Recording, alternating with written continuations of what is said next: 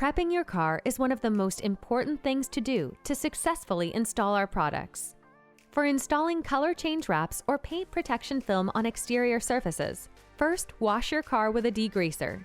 This makes sure to strip the wax and other oils from the car's surface. If you run your fingers across the paint and it feels rough, clay bar your car. Use the degreaser as a lubricant.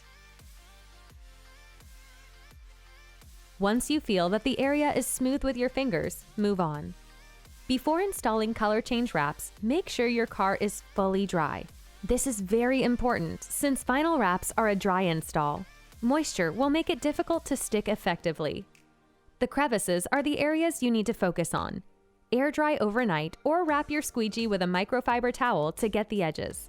After it is clean and dry, wipe the edges with 70% rubbing alcohol on your microfiber cloth. To get the hard-to-reach edges, wrap your squeegee with a microfiber towel, spray the alcohol on the cloth, and clean the edges.